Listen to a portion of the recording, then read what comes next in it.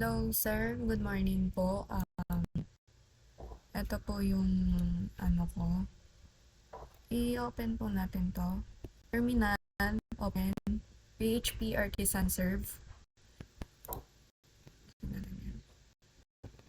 Ito, ma-open po natin yung welcome or home blade ng Laravel. As you can see, nakikita po natin yung login and register. Ito po yung makikita sa login. Mamaya ano yan. And ito naman po sa register. As you can see, nakikita po natin tong localhost is not in the list of supported domains for this site key. Because, hindi po nakasite sa localhost yung register natin. Localhost. Wala po ko ang camera, sir, kasi po nag-auto po yung OBS kapag nakakaya. And, ayan. Meron na pong reCAPTCHA. Paano ko nakuha tong reCAPTCHA na to? Una, naglagay po ng Laravel. Domain is localhost. Ayun po. Tapos, ikakopy mo lang po yung site key and secret key and then ilala mo po dito.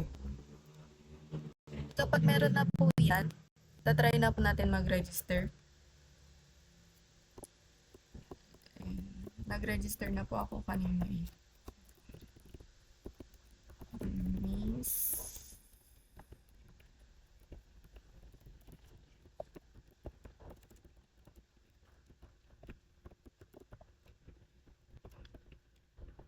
One, two, three, four, five, six, seven, eight.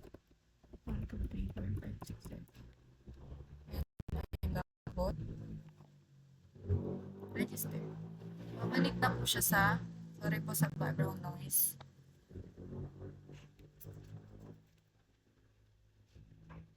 Babalik na po siya dito sa dashboard. Ayun po. Ito po yung my profile, logout. Ilalogout po natin and babalik po siya sa login blade. Yan po, mag-login po tayo.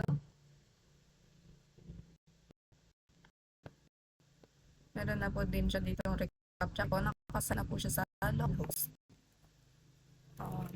This. Ayan. 1, 2, 3, 4, 5, 6, 7, 8.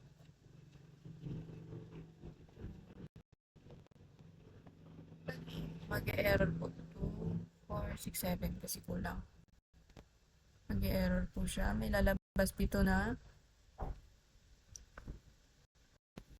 And these credentials do not match our records. Kasi po, lang isa.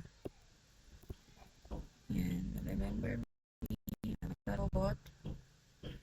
Login.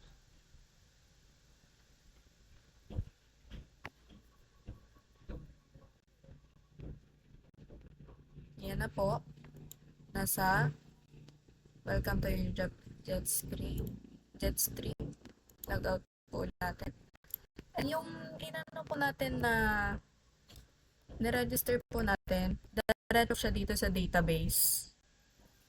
Which is, nag-example na po ako kanina ng dalawa. And ito po yung inano ko. Password. Ayan. Yan po. And then, tatry po natin yung